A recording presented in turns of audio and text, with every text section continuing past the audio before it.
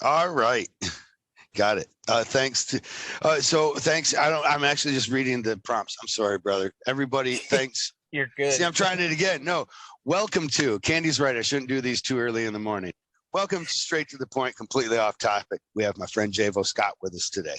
Bam. What See, up? baby, I can do that. What is up, brother? This funny for me because we kind of see each other at the preamble to this whole thing, and then we go through all the technical difficulties of working out microphones, sound levels, and all that stuff. And I want to say it's new for me now because as soon as I see somebody, of course, I'm like, hey, what's up? Start chatting, catch up, Right. and then I'm like, now I'm in the point where I have to say, oh, hold up, we should probably catch up, with people listening so that they know where you're at too. Because that's my first question. Where are you at these days, Jayvo? I'm still in Florida, man. I got my shops in a town called Melbourne. It's kind of a small little town, but it's not super small anymore. It's growing. We have Cape Canaveral here, or SpaceX and all that stuff, so it is kind of getting bigger. Oh, so Melbourne is on the Atlantic coast then, not the Gulf side? Nah, East Coast. So you got some surfing out there too. Do you surf? We do. I would not call myself a surfer. I have surfed. I can surf, but have you pro by no means. You see those guys out there on the hydrofoils yet? Are those taking over the beaches or not? What? Hydrofoil. Fuck is a hydrofoil? Oh, you gotta look it up. It's my favorite thing to watch now. Hydrofoil on the bottom of a surfboard, and then it picks up in the waves, and these guys are flying down waves. And then when they wipe out, they send aluminum or a glass airplane sharp with wings through the air, and it flies. Hopefully doesn't hit you in the head. Oh, shit. Yeah, no, I've not even heard of that. Wow. So they can surf the wave. They get up, I guess, easier. It's a difference. And they're actually above the water, 2 to 3 feet, right? And then, okay. Now I know what you're talking about. Yeah, those things are kind of neat. And then they can pump and get back out sometimes. I saw this guy, he rode 11 waves consecutively without. That's insane.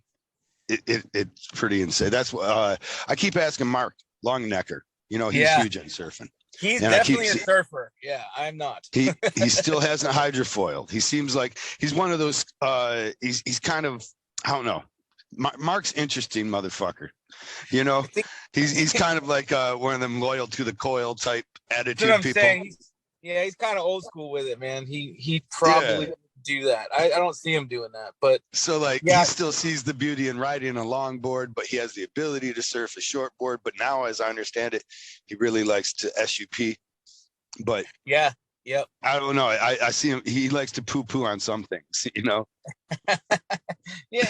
whatever. I don't know, man. That hydrofoil thing.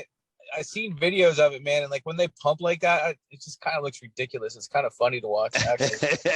Right on. I see it, and I'm like, finally something that would make me work out again. I would want to work out to do that.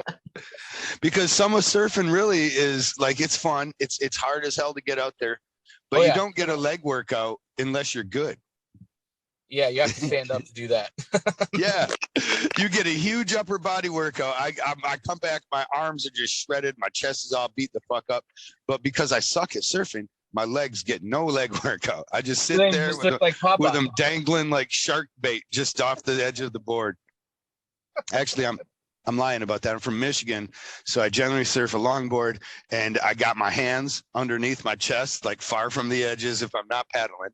And then I got my legs on too, like I'm in a plank mode. People are looking at me. What's wrong with dude over there? He's scared of sharks.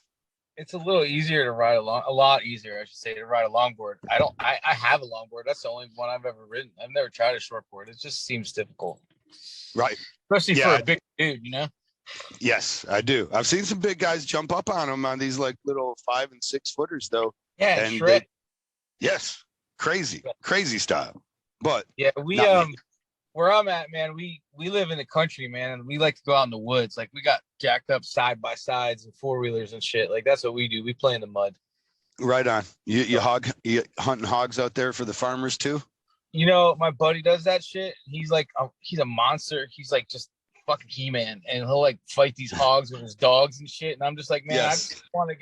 I don't want to get in some stupid accident and then not be able to work and be like, what happened? Oh, I was trying to wrestle this hog like a dumbass. Like, it's cool to watch, No, I know, because a friend of mine was into it too, and he liked to jump off of his Ford Ranger onto the hogs and stab them. Oh, that was his totally. Way. And he would go with dogs and stuff too, but he didn't like to use guns because he was a purebred of the stuff or whatever. And the farmers were like, dude, you're out there tearing up my crops and shit to kill these fucking hogs. Thanks for killing the hogs. But you only got 7 tonight, and I got 35 of these fuckers, and all the and he's like, yeah, they're like, can't you use some guns on them or something like that? They're out there doing whoop-de-doos. Yeah. So I know it's funny. Yeah, I know where you're at then. You got totally a little bit more away from the ocean, then a little bit more inland. Just a little bit. It's not as fun with the guns, I think, is what they say. That's what they say. There's something about, I guess, I don't know. I've never done it, so I don't know about like killing a hog with a knife. Like, I guess there's some sort of adrenaline rush that goes on, but I don't want a horn up my ass, Yeah, I do. Yeah, I know. I feel the same way. And then on some level, I recognize by some man code that almost gives me not the right to eat. Right. Well, I mean, it almost revokes my right to eat, because I wouldn't, to be honest, the things that I wouldn't do with an animal in any stretch of the match, it would be hard for me to put one down. It could be suffering with a lame leg and shit, and I'm going to go out there and start feeling old Yeller feelings. Yeah. Like, oh man, it's been a long time. Look at his eyes. He just wants to be out of his misery. But maybe if he had crutches, horse with crutches. You know what, man?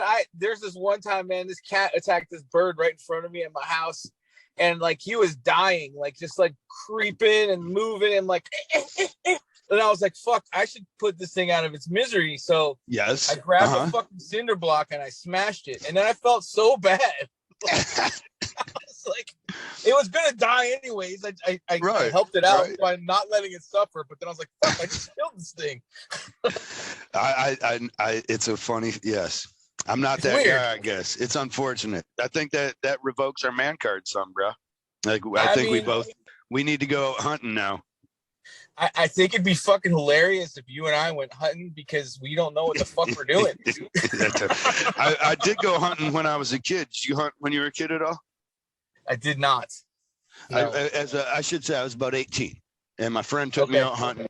I had a camper truck, but it was a poor situation. One, I woke up in his piss because we both slept in the bed of my truck, and we got pissed drunk, I guess quite literally. But I can hold my urine.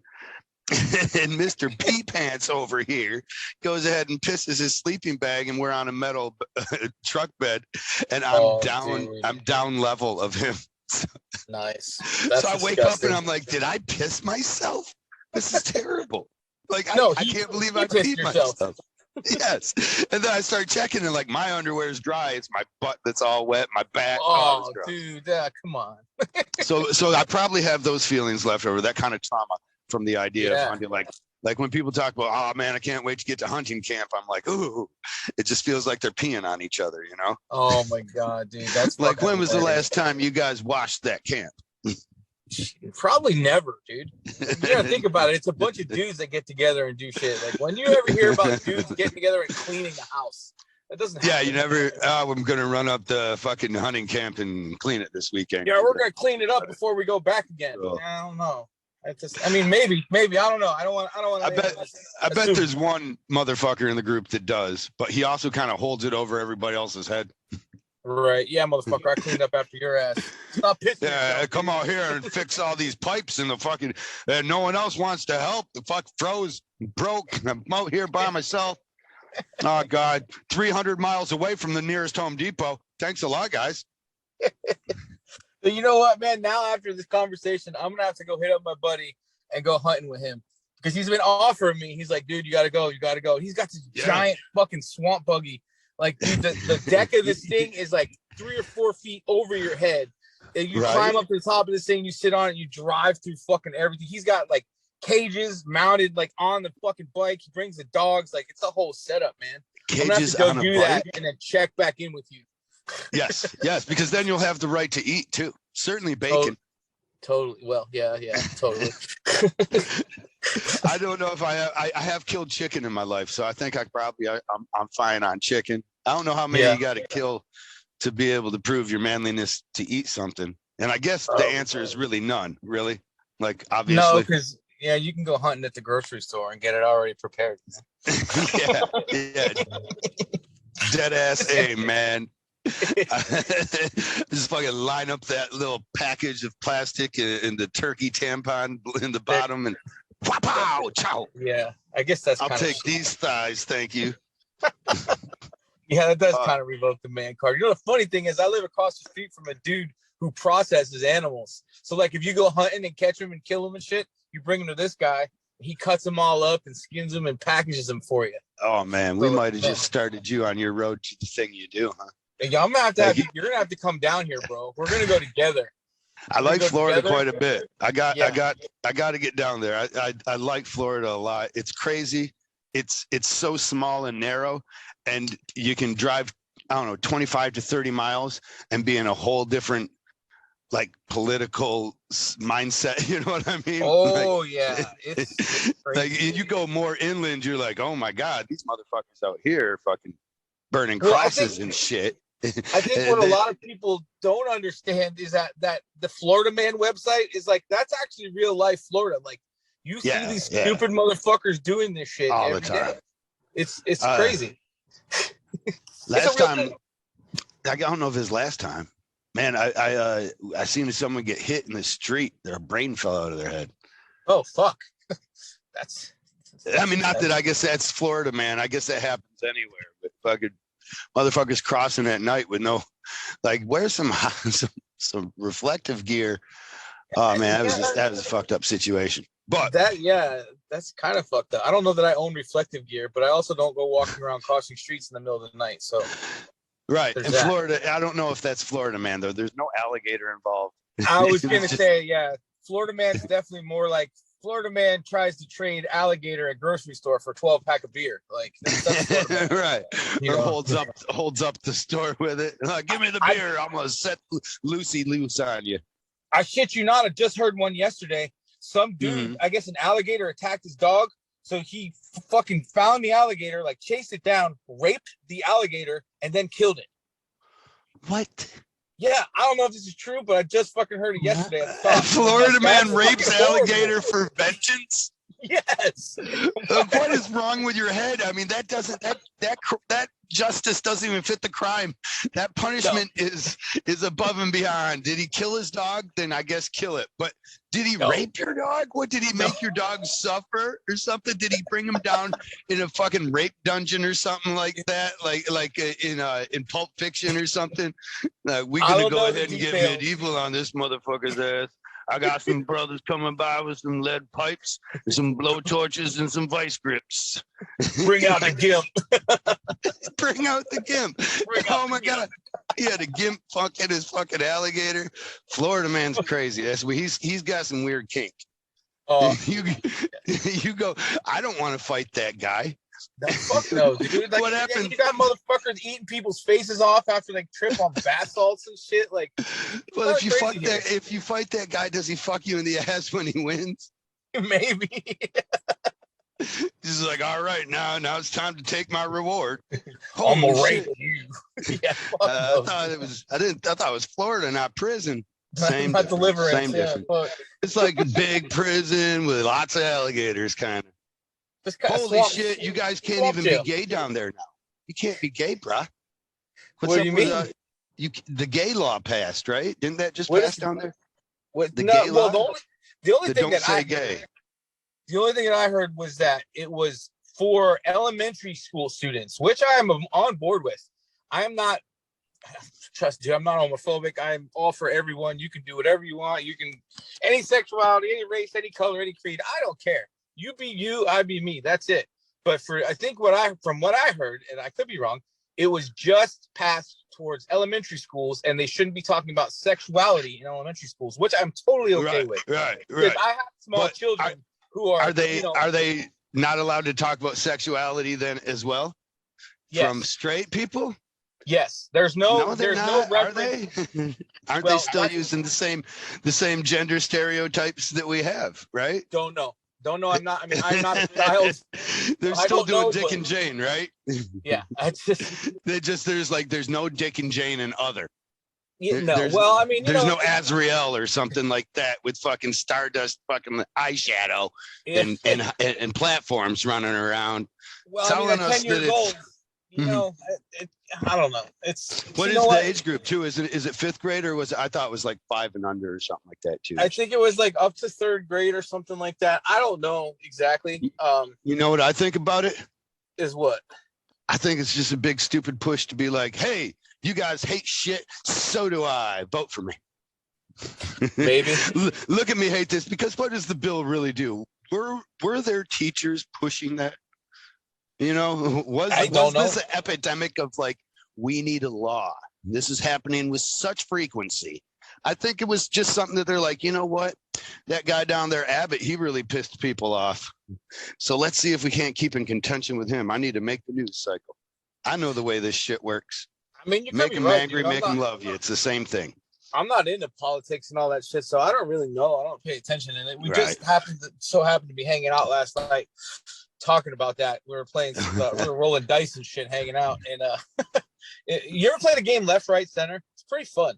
Like you roll these dice, what do you do? Dollars involved. It's fun. You win money, you lose money. It's good. But we always we play this game, hang out, do a little drinking and talking, and that came up, and I was like, wow, I never heard of it until then, and I still am unclear about the whole thing. But I mean, there's one part that I don't care for sure, and I don't know anything else about it, but this one part is pretty douchebaggy.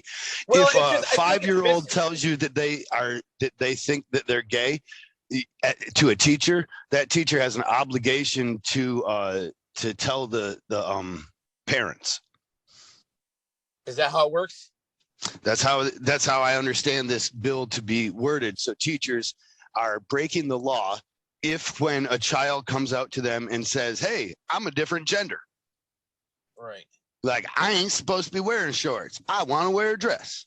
And they're like, well, we got to tell your parents about that then. However, that puts you in a funny spot because a lot of parents are accepting of that now. So like if they tell the parents and next day is the kid going to come there dressed as a different gender and then they can't talk about it. There's nothing, they can just be like, fuck, we got to shut up. It's kind of a mind fuck if you put it that way. I just think in a generalized sense that kids who are that age have no business talking about sexuality anyways. There's so many more things in the world that you can learn right now and you can talk about as opposed to sexuality as a 10-year-old. You know what I mean? That's what makes I think it's under 10 actually. I think it's like 5 and under. It might be 5th grade and under though. So that would probably put it 8 to 10, right? But at that point, I begin thinking, weren't they then talking about that other shit then? You know what I mean? Like, it's not just, is it really an epidemic? Thing, though. Mm-hmm. What? Oh, it's what's not? It's worldwide, man. It's with what's happening with the kids. I personally, again, these are my opinions. I don't bash anyone else's, but anyone who is that young has no business. No sexuality, man. Like when you're that age, you shouldn't be worried about that. You should be playing with fucking dolls or GI Joes or riding bikes and hanging out. Going to school, doing your science fair shit, whatever. Hanging out with your buddies, building forts, like or if you want to play dolls with your buddies, cool. That's fine.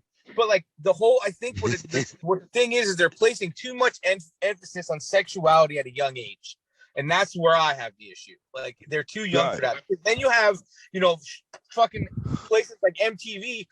What is that? Teenage mom or whatever, 16-year-old mom or whatever the fuck. Like, and they condone this stuff. So now all these other kids are seeing this show on TV. Now they're having kids at 16, 14, 13. Well, actually, there's a statistic on that shows the exact opposite. That kids that were shown the realities of the hardship of these lives were it actually caused pregnancy to go down dramatically among teens. Now that's on the overall. At the same time, there were people that were having, I think, like pregnancy packs and shit like that. Like, but that's a smaller, more individual group. However, if we are the news, if we are entertainment, then what are we going to focus on? So the thought then gets to be, well, what have I heard the most about? I heard about these girls trying to get pregnant. Must be all these girls are trying to get pregnant. but the show actually put a lot of money and behind because of the spirit of the show. They kind of had to, right? Like they had to put a lot of money into education about pregnancy and about your rights, responsibilities, and all that bullshit. Nice. So I could be way wrong on that. And you know, who even believes statistics anymore? I'm not wearing gloves anymore when I tattoo. Whoa, you know what I mean? Nah, because I mean, who told me the gloves are? Listen, you wear gloves. Who told you? FDA. Is the FDA? They get a couple of things wrong. You know what? Can you wash a pair of gloves? No, but you can wash your hands. The gloves say right on the box, non-sterile. Right. And I'm supposed to trust all their fucking science and data and all that shit. How many times you poked yourself right through your glove? What fucking difference did it make? Just saying, man. I don't know if I can trust these scientists anymore. I've learned a lot more. Shit all the time, man. I used to watch my dad tattoo with a cigarette hanging out of his mouth. Fucking take the needle out of the fucking machine, put it in a tub of Vaseline, spray it out with alcohol, and use it on the next guy. You know? Oh my God. All right. Well, I was just kidding. Before my customers start to think, man, Kyle is into this shit, man. No, bro. I'm trying to set up there's an interest that I have about the irony of what sciences we accept and what sciences we don't. And sometimes it's from the same group. So all of us tattoo artists, we all generally accept that gloves helped stop the transmission of bloodborne pathogens in the process of a tattoo. 100%. But like I said, that data only comes to us from the FDA. The FDA that we offer. Do you see all the pictures of the old guys doing that shit? No gloves. Oh my God. Tattooed, sharing you, all that shit, man. And like, it's crazy because if you talk to one of the old guys, you're like, oh, that's the way we fucking did it. And we're still here, you know? But I would never fucking do that. I'm wearing gloves. I'm using all new shit or throwing everything away. It's all disposable. Like, you know, we do the shit mainly because, you want to protect yourself and your client. So, let's do that. I think it's fair. I think it sounds bad at first, but when you really think it through, I'm doing it. It sounds better. I'm doing it for myself. Now it helps you. It helps you as the client, you know, by me worrying about myself. As a matter of fact, the more I worry about myself, the more you yourself will also be protected. Yeah. So, but when somebody begins only worrying about their client, I think it's easier to be like, no way, dude. I am around blood way more than my client. You know, if they had another client, like one or two client that I didn't clean up or something like that after, and they were possibly able to touch that spot or something and transmit someone through their tattoo. If that was all those steps, there's still a very, very small amount that they will be exposed to and probably not have any problems, possibly bigger than bacteria, or maybe even not that. However, myself, man, I eat my lunch around that tattoo shop. So I got to clean up doorknobs and everything. And I see, you know how those motherfuckers are too. And it's like, you're like, hey, don't touch that. And you're like, oh, it's my blood. It's okay. You're like, no, I eat my lunch here, motherfucker. Don't be touching your blood because now you're going to go touch my countertops. You're going to touch my, my doorknobs. Oh, well, that's me getting paranoid about it. Well, this health department, the movie Contagion came out and tattoo artists were like, right, so what? Yeah. I'm getting far off the point, and I can always tell if Candy comes in and she brings me questions, then I haven't talked about Ink Masters at all. Hey, whatever. By the way, I wanted to catch up with you, and of course, we give you a chance to plug the name of your shop, and we get to talk stupid. So, but you had a unique experience of anybody that was on the show because you came on when the show was kind of changing gears and going to more drama driven. And it was the first one that was like titled even that is Rivals. It was like, no, we're going to have drama. What was your casting like? Did they seek you out with an email or did you seek them out? So it was weird because someone had sent me an email about that other show, Tattoo Titans. And that was only on for like 6 episodes. It was real short lived. It was like a single episode show. They got different artists, whatever. And it was on like CMT. Ami James, CMT. Something like that, yeah. So remember they said, remember the punchline? What was the call thing that pissed everybody off with it? Do you remember?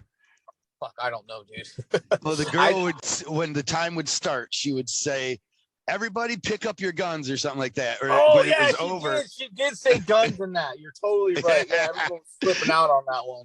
Yeah, we all cringed a little at home. We're like, "It's not a gun, bitch." Like, yeah, we're on CMT. We got to call it a gun. It's cooler because we're on CMT. We're not going to a duel with our guns here, guys. Yeah, it's machines. Sure. Pull my 6-shooter out, load it up with red ink, and go. Yeah, but I don't even remember how I got the email, if it was through a friend or something. But anyways, I did all that they asked. I went through all the process and interviewing and everything, and they were like, "Okay, well, cool. Yeah, you're not going to work for this show. How about we put you on Ink Master instead?" And I was like, "Well, that's cool because Ink Master is a way cooler show." Sure. Right. So I had was it the same casting agency or something? It's the same. Yeah, it was the same people. It was the same people. Did you have an agent at the time? Because you're an actor as well, right? We haven't. Okay, so I have to. You're an actor. Before this, before we even go further with the Ink Master thing, me being an actor and being on Ink Master is two totally different animals. So it's totally separate. I was an actor long before Ink Master, and I was actually on a show as a recurring character while I was filming Ink Master right before that. And I had to get a little clause in the contract that said, I could be on this other show because when you sign on your contracts, Ink Master, you're not supposed to do any other shows. But we had to get around that because I was already on TV. And it was like, for me, everyone's like, "Oh, Ink Master helped you out being an actor." Not at all. Ink Master did. I mean, I'm not cursing Ink Master. Ink Master did great things for my tattooing career, going to conventions, meeting a lot of people as far as that. And, I'm thankful I did the show. It's super cool. But me being an actor is me going out and putting in the footwork and doing all the shit that's required that people don't see and trying. Right. I mean, I've been doing that for probably 10, 11 years now. Long before. You got to be prepared for failure, right? Yeah. Long before. Yeah, totally. And it was like, that's the one thing that kind of irks me about it. People are like, you're an actor because of Ink Master. And I'm like, no, it has nothing to do with it. I actually always swore I wouldn't do a reality show until this happened. And I was like, well, tattooing's my main career.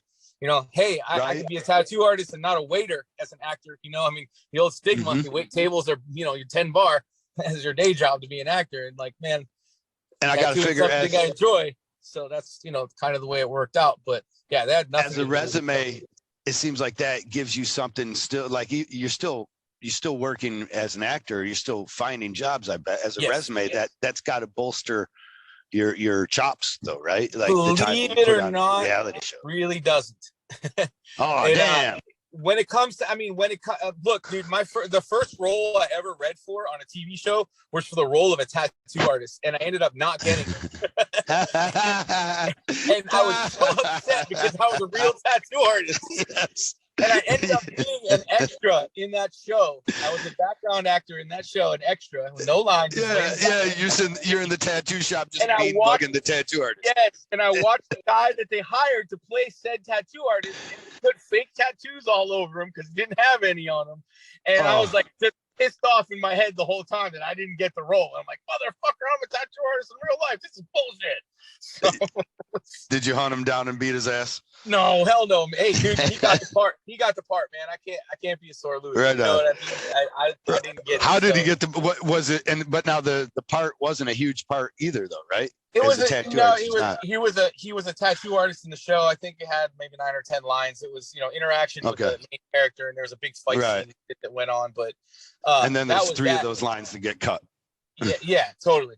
And that's another thing with that. When you go in there, you never know what's going to actually be aired. Like I was in Iron Man 3, and that never got showed. I had a scene with Ben Kingsley, and it got cut. And I was like, shit, this sucks. I went to go watch the movie with my kids. Daddy's going to be on the screen, guys. And it never happened. They were like, Sir Ben Kingsley. Movie, Dad.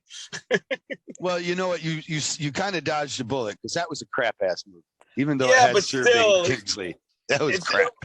Hey, but Ben, you know what? Sir Ben Kingsley. He's Sir Ben Kingsley, yes. And he is actually really cool. He's a cool guy, and to be able to work with him was worth it. Just to be able to be on the set with him, that was cool. But anyway, sidetracked again. Sorry. No. That's where I actually want to stay for a second because that would be cool, right? So you got to meet Ben Kingsley as well. I mean, you're on set with him. How far away from the guy are you? I mean, I did a scene with him. He was actually telling me, hey, why don't you do this for this part? Why don't you do this? And kind of directing me and shit. And I was like, wow, this is neat. And I mean, there's so much. What kind of stuff did he tell you? What did he tell you? Well, so do you remember? when you first get there, everyone's like, okay, everyone, Sir Ben is on set, and everyone calls him Sir Ben. Even a director is like, good morning, Sir Ben. How are you? Hey, cool. He acts totally humble. He's awesome. And they're like, okay, what do you think we should do with this? And they ask him, they refer to him because he's his experience. And I was like, this is really cool. So like they called action, we did a little scene, and then they call cut, and he comes up to me and he's like, hey, look, next time, and I don't remember exactly what he said, but he was like, why don't you do it this way and maybe stand here and do this instead or do that, and I was like, okay, sure. Right. It worked out. We spent a whole day shooting this scene, and then it didn't work out. So excited. Ben fucked you. How do you know? Maybe all in that humbleness, he was actually just like, I'm going to get this extra part cut. Listen, do it like this. I know they're going to hate it. They're going to cut your ass out. I couldn't stand you being on my set anyways. Yeah. I'm just being nice to you because they call me Sir Ben for a reason. No, That's sorry. Fucking great, dude. But it's funny because you always hear these stories like, oh, I was on set, because this was again early in my acting career. It was and I was an extra, and you hear these stories like, all right, they have all these extras, and then the director says, hey, you come here, and they bump you up, and now you have a better role. Okay, literally that happened, dude. I got to the set, we lined up, there was like 15 of us. He pointed at me and he said, you come here, and I'm like, who, me? Yeah. So he's like, come here.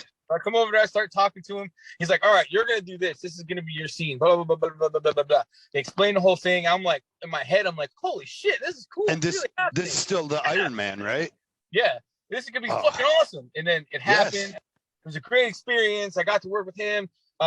What's his name? Guy Pearce was super cool. The guy who was really the Mandarin in the movie. He was awesome. He came up to me and started talking to me like, and when you're an extra, you're kind of like, you're not told what to do, but it's kind of understood that you just kind of shut up and just stand there and do what they ask you to do, because you're kind of like the low man on the totem pole. Right. So for him to come up and start talking was just super cool, man. It was a great experience. And then I went to go see the movie and I wasn't in it.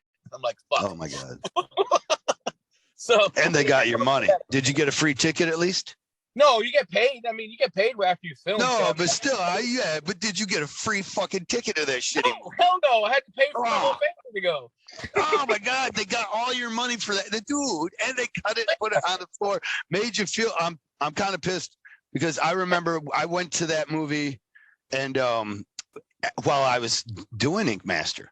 So you filmed that before you were even on, proving that you were an actor before you were on Ink Master. I saw that movie at Ink Master, and it was one of the few things we got to do. We had to go on really super late at night. There was barely anybody else in the theater, and it just sucked. It was a terrible movie. It was like, am I wrong? Wasn't it that one? Maybe I'm thinking that. No, that was the one. Yeah, they ruined everything. I remember coming out and the guy was like, what'd you think of it? The guy that ran to the theater. I was like, oh, it's kind of crap. And he said, they spent $240 billion on it. They did spend like $40 million. That's insane. Yeah, I was like, it still lacked a movie. They took the Mandarin. They made the Mandarin a bitch, basically. I guess, was there a real Mandarin or something? I honestly fell asleep, too. So maybe that's a bad judge of the movie. Well, but it was so boring. I mean, how do you have a Marvel movie you're watching at a big screen and your ass falls asleep? I mean, I guess it depends on they brought you there in the middle of the night. So, I mean, and what. Yeah, I watched 12 Years a Slave at the other season, and it wasn't no falling asleep to that. Well, I mean, all drama driven, and that's apples to oranges, though. Here, man, you're talking about a Marvel flick. Well, that's what I mean. Shouldn't the explosions alone keep me awake? It should. And in all fairness, I don't honestly remember what happened in the movie either, because I was kind of upset that I didn't show up in it. So right. Well, there was a lot of bad detective work that just somehow solved itself. Iron Man didn't wear a suit for like the whole thing, and then he called in a bunch of savior Iron Man, just like he promised he would never do. And at the very end, they have him get saved by his girlfriend, and then also they removed his one weakness that made him a character you could identify with or believe was a hero. They took away that heart power thing, so now he's no longer really Iron Man. They betrayed his integrity as a character by having the suits, and it made him a liar to himself by having a bunch of suits that were.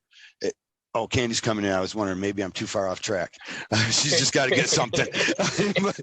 but they betrayed who he was as a character, his integrity as a hero, and then they took away his weakness, which makes him a god.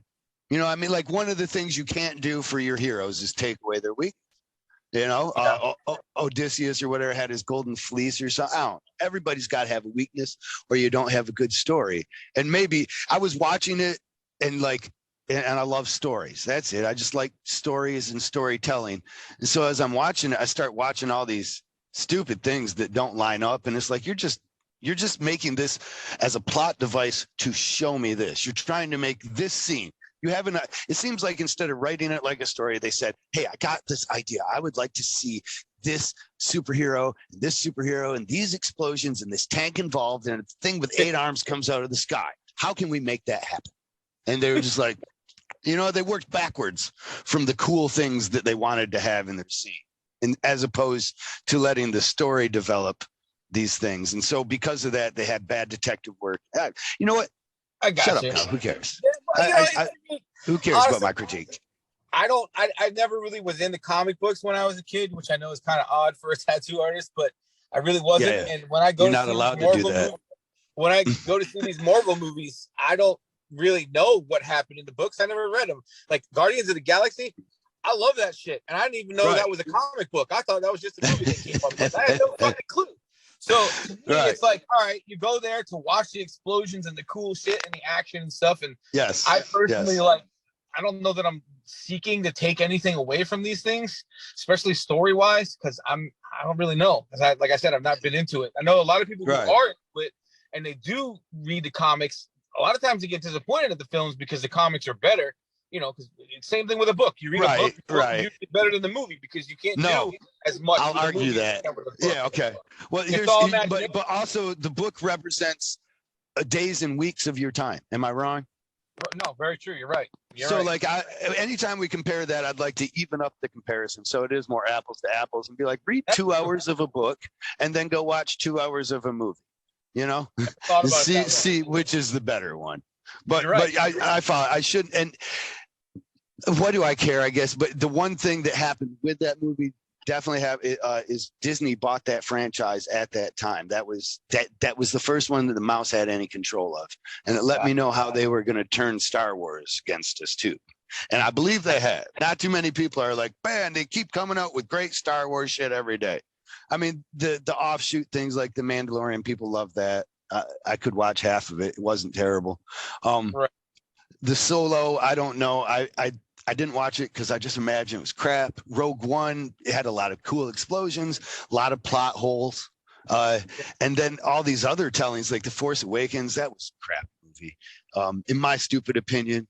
But anyway, the originals, honestly, yes, I mean, of 4, course, 5, and 6, and those were like, to me, and they were made in the 70s and shit, dude. They're using like Christmas lights and cardboard and claymation and shit. And these movies look way better than the shit now with all the CGI and all the bullshit that they put in there. Somewhat, it's funny that they dumb it down for you. Like, so this thing has the ability to fly on any planet it goes to, but yet you still have like a 4-bit graphic system for lining up the laser device, you know, to shoot. Like, I get it that you're trying to pay homage to the old movies that could only do that, but when it could only do that, like when they only did that though, that was all they could do, and for us it was brand new and awesome. You're like, yeah, that's the way it's going to be in the future. You're obviously going to have a 2-bit lining up system, because right now you just have sights that you lined up, you know what I mean? So this is all leaps and bounds for us.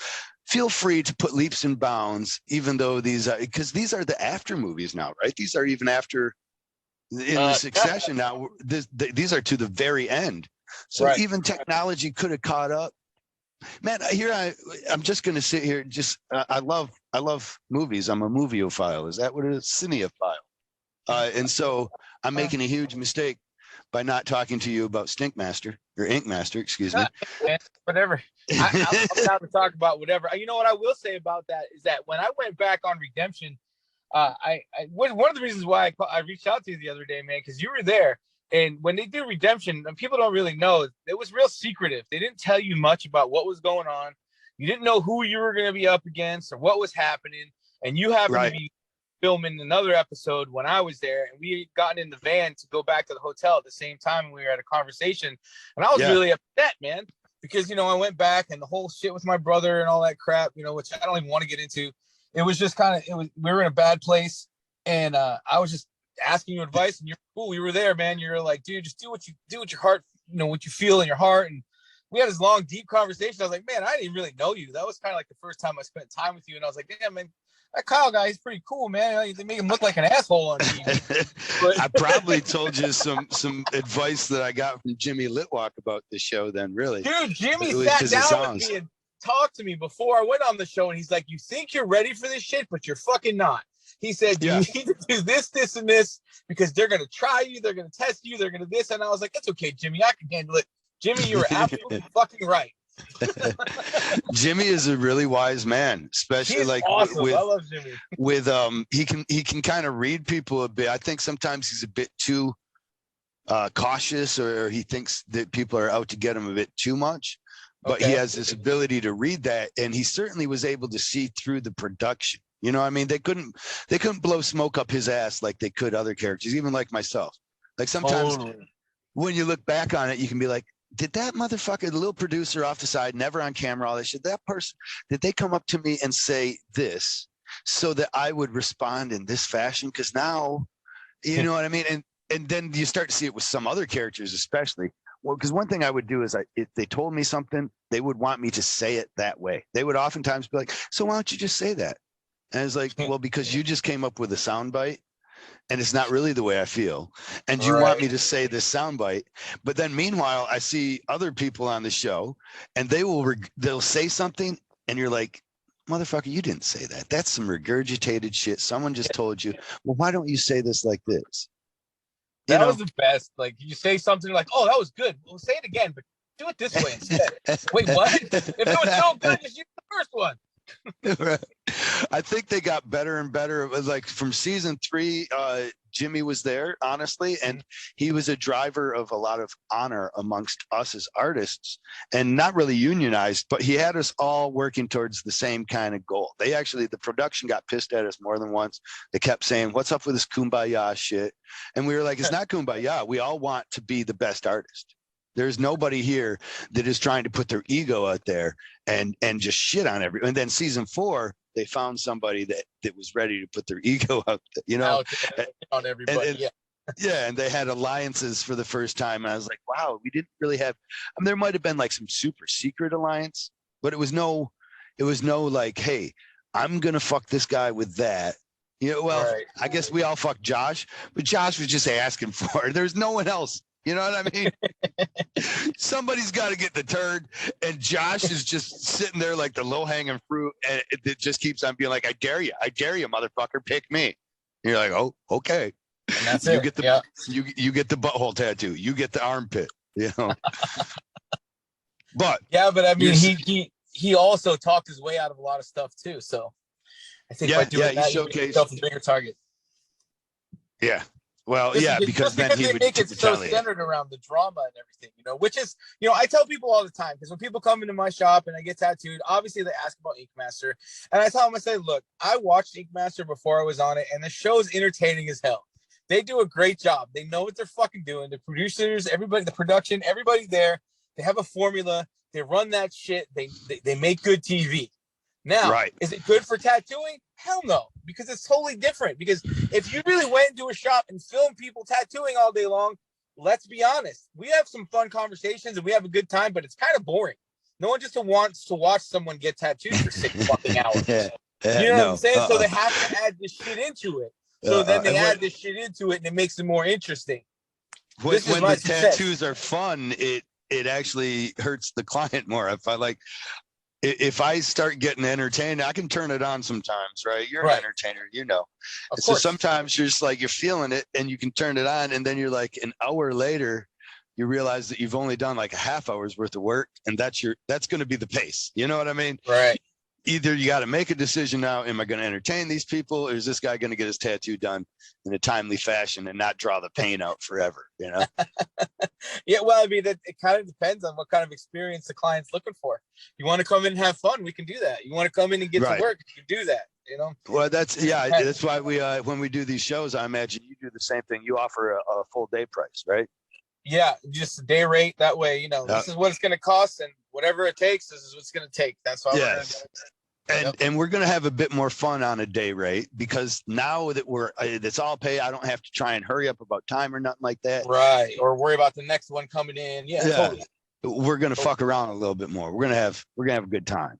And I mean, let's be honest, dude, at a convention, you know, you're there to have more fun, you know, and you get, dude, there's fucking bars everywhere you look at a convention. It's so funny because when I was young and all the tattoo guys, you know, and all the lore and the rumors about, oh, you can't get drunk before you get tattooed and alcohol blood and all this stuff. And I'm like, me personally, I'm like, man, I just think these guys don't want to deal with drunk ass motherfuckers, because we're at a convention and everybody here is lit off their ass, including the artists, and everyone's having a blast.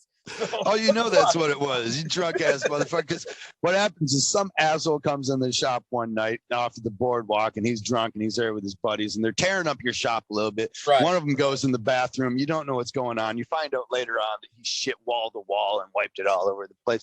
You know, all this stuff you find out after effect, and you think about that drunk that you had to deal with. He couldn't pick the right tattoo. He got something stupid anyways. And then that motherfucker comes back the next day and he tells you some shit like, "Well, it's falling out. I fucking did this. I went swimming afterwards in the fucking Boston River out there." And I don't think there's a Boston River, but the bay. And now my tattoo's fucked up because you fucked it up. And you're like, I think maybe your drunk actions fucked it up. So eventually, real quick, you're just like, nah, tattoos thins your blood too much. Get the fuck out of here. Get out of here. I don't know. My wife told me it doesn't really thin your blood for some large amount of time until after you start drinking, almost 24 hours. I was going to say, I tell everybody that. I'm like, if you got shit bagged 2 days before you came in here or 24 hours before and you're real fucking hammered, we might have some issues with you bleeding. But if you're drinking before you get tattooed, right before or during, it's not going to affect it. Right. It's just going to affect your choices. It's just going to affect your choices. You might end up with that name that you should never have gotten. Oh, 100%. Of course. But then, you know, you get to these conventions too, and people start having a real good time. And you're tattooing. I'm like, hey, Jayvo, you want a drink? I'm like, I'll have one. Sure. Hey, you want another one? Like, I got a 2-drink limit. All right. I'll take 2 and that's it. Otherwise, you're not going to like the tattoo I put on you if I'm fucking hammered, because we'll all think it's great until the next day. We're like, oh my God, what did we do? It's not gonna happen. Yeah. That color is not a good color choice. Yeah, or some other fucking, you know, people just end up with some shit that they didn't even fucking think that they wanted, or like, hey man, I tried to get a Sacred Heart. For some reason, you put a fucking zebra on me. What the hell? Like, dude, it's dope ass zebra though, ain't it? That fucking zebra's dope. It's got a unicorn horn, man. I mean, how many zebras do you see like that? Wasn't that the whole reason we got it? I don't know. There you go. Then you just try to talk him back into it. Oh, I didn't like it. You're right. Well, somewhat. Lyle Tuttle told me some time back. He says tattooing is one of the world's greatest cons. I think is what he said. No shit. And I was like, man, it's art. It's beautiful. He's like, yeah, whatever. Listen, motherfucker, you get paid for it. I was like, who do you think's the best tattoo artist? And he says, the one that's making the most money. I don't.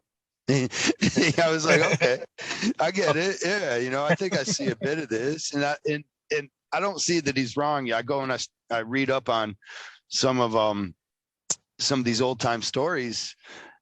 Sailor Jerry used to talk about tattoos attracting the absolute worst dregs of society. Yeah. And for a long time, I was like, I'm glad we're not like that anymore. But if you look around, exactly. Yeah. No. And even when I think about my own impetus into getting tattooed, you know, my own story and where it started with me selling drugs, doing drugs, using, like all that, like I'm not the person that should be tattooed, you know, like I don't bring honor to it, you know. Maybe I do now. I'd like to think that now I'm bringing honor to the art of tattooing, and maybe because I had to make up for a lot of years where I didn't.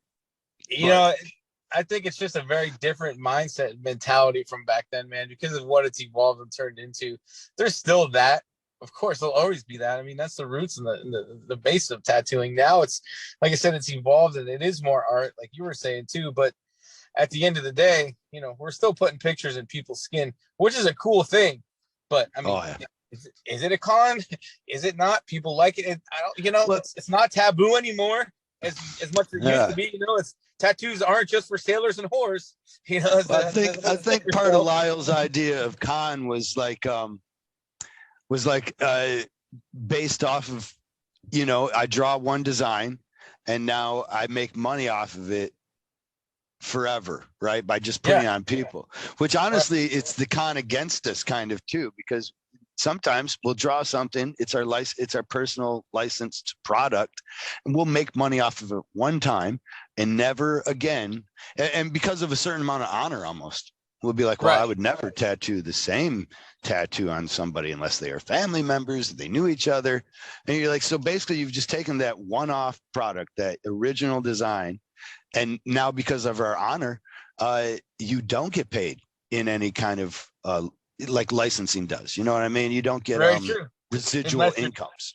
Unless you're drawing like a set flash sheet, which is a huge part of it, because back when he was, when he started, it was flash. That's what you did. Pick something off the wall. When my dad had his old studio, they had numbers and letters. It was like A12.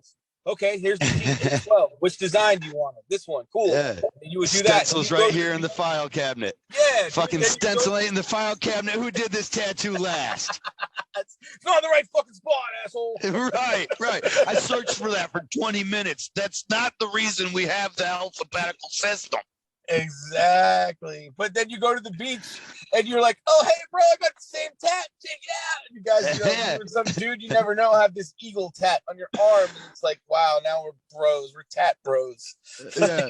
If I ever get any of those old school tats from one of those old school sheets, I think I'll try and put the A7 or something. Dude, whatever sheet is that?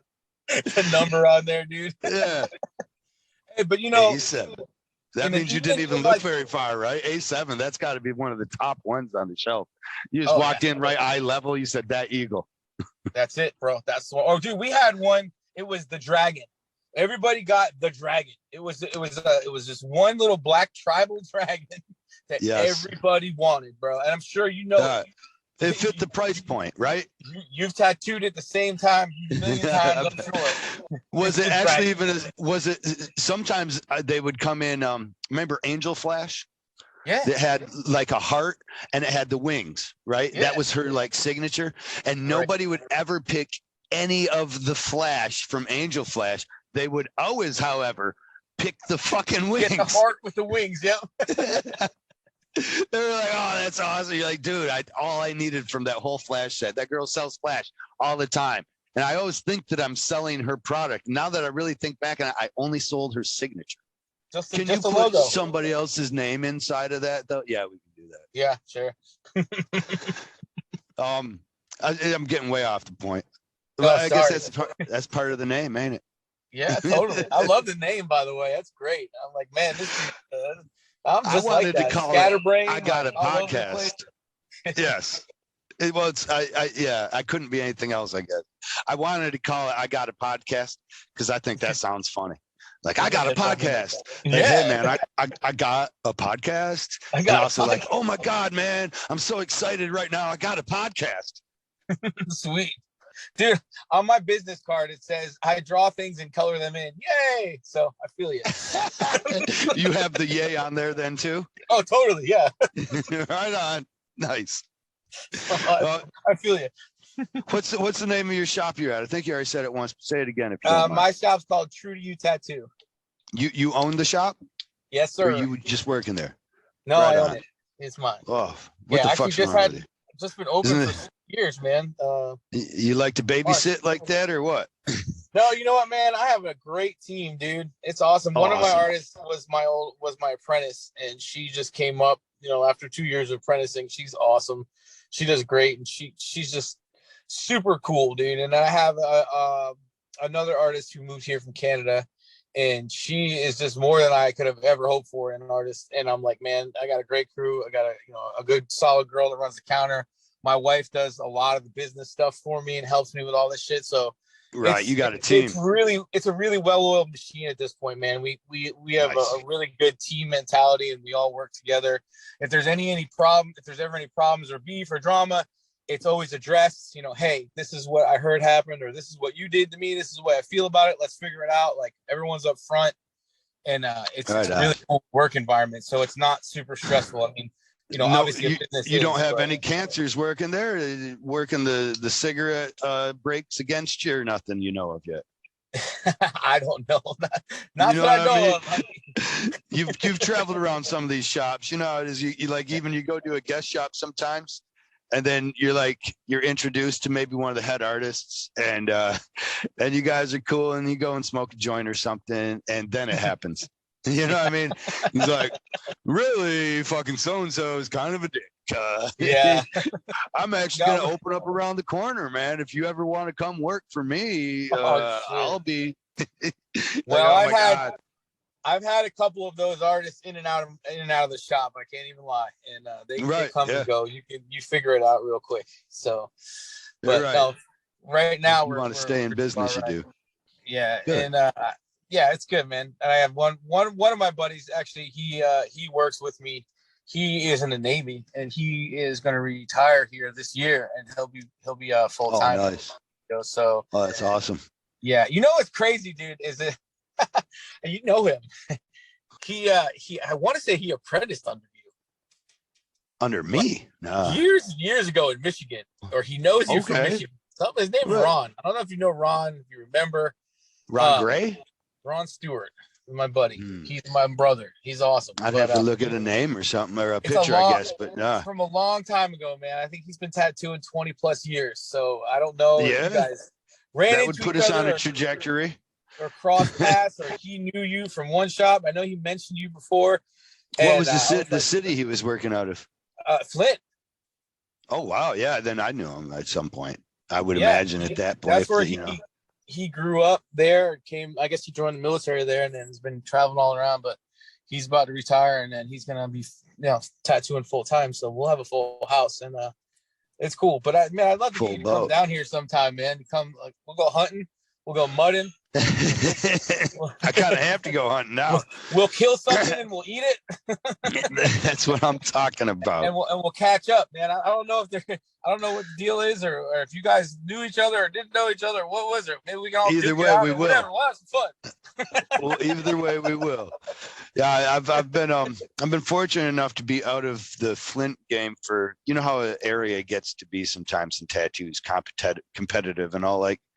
Oh, yeah. But I haven't had a shop here in 8 years, something like that, and it's finally now to where I don't feel the same animosities coming from people, or even that I'm projecting out. When I see the shops around, and now I don't even know the names of people.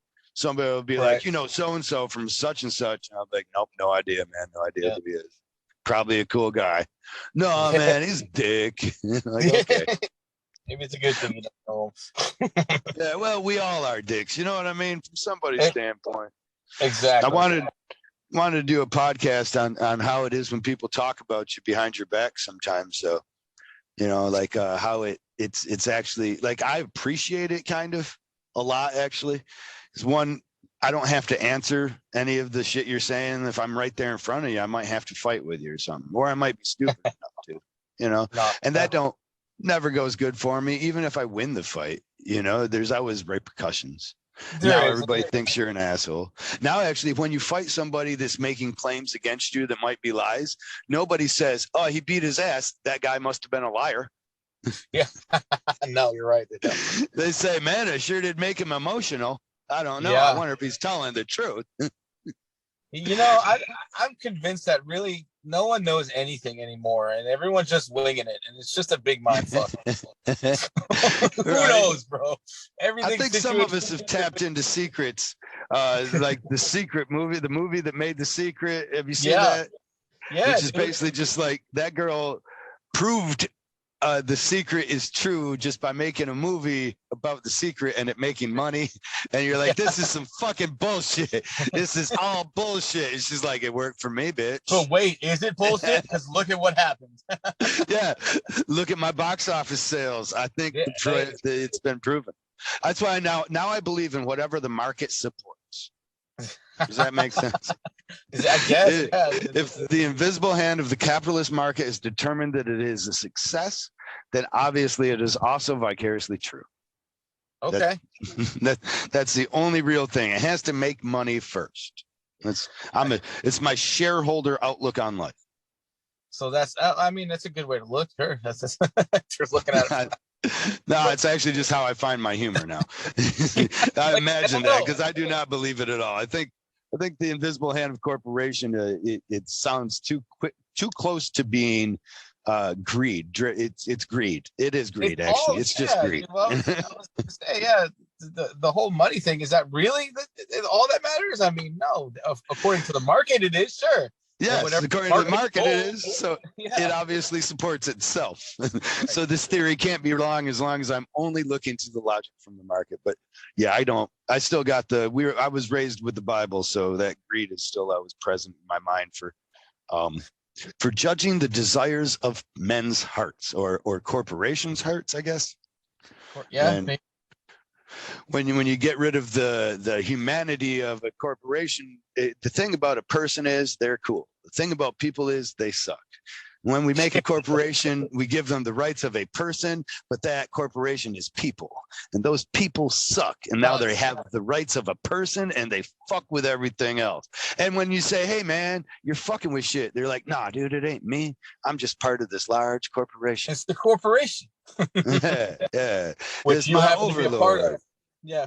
Yeah, but I'm a slave to it too, man. It's all the same grind. It's a sad hustle culture, you know. Every day I'm hustling. I'm trying to make a new rap song every day. I'm napping. Hey, let's do it, bro. I have a friend named Thuggy who does raps, so we can make that happen too. I don't know if you've heard of him. Have you seen any of my videos? Are you there? Well, you there? Yeah, there we go. Okay. All right, there you are. Well, Candy just learned how to edit, so I hope she's making a mark of the time on this. 105:20. There you go. Snip, snip. Oh, well, you got a little time. We haven't been able to figure out how to put that on ours.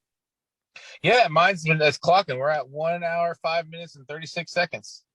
Oh, that would be handy. I don't know why it isn't on mine. Maybe because I'm on the phone. Oh.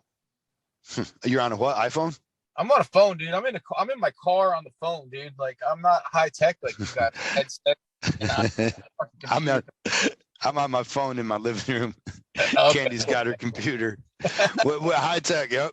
I said, who is it? I had a friend this weekend. He said he was going to give me a mic setup or something like that. It was going to make my life easy. Actually, I need to call him up and bitch because he never gave it to me.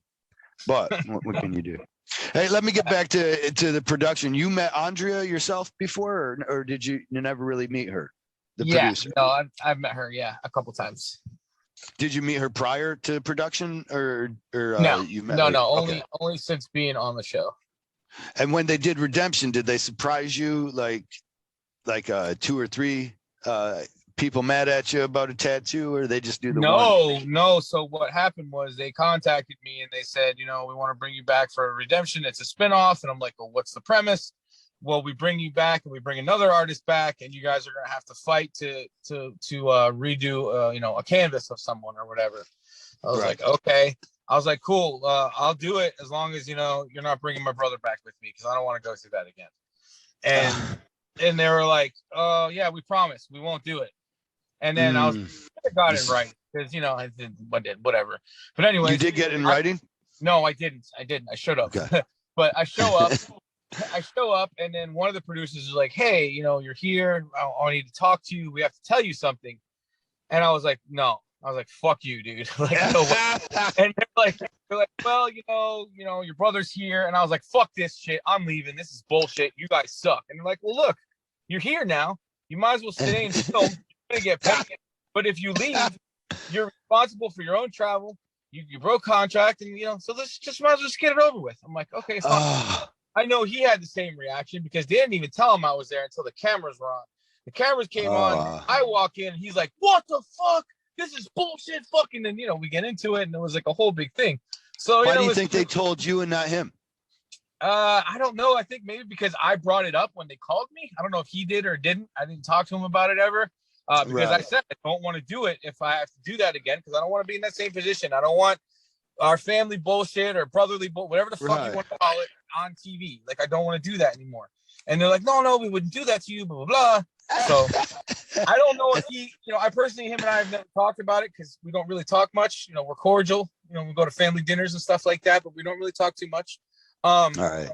But I don't know what they said to him. You guys just got a way of talking, because I've watched it closely between the two of you, and you guys are similar. I mean, I've certainly been in a situation like this with my brother, where it's like we just can't talk to each other with the right kind of respect from the other person's perspective. Right. You know what I mean? Like no matter, there's always going to be one thing that we say, and it's so little, and it could be misinterpreted 100% by the opposite person, but like then we're scrapping. Right. They're always like, it's, yeah. And, it is what it is. Well, like I said, we've talked, we've sat and had dinner together. Oh, my dad passed away. We were all together then, Right. Things have happened, whatever. Anyway, so we're not you see your brother, but we're on you guys terms.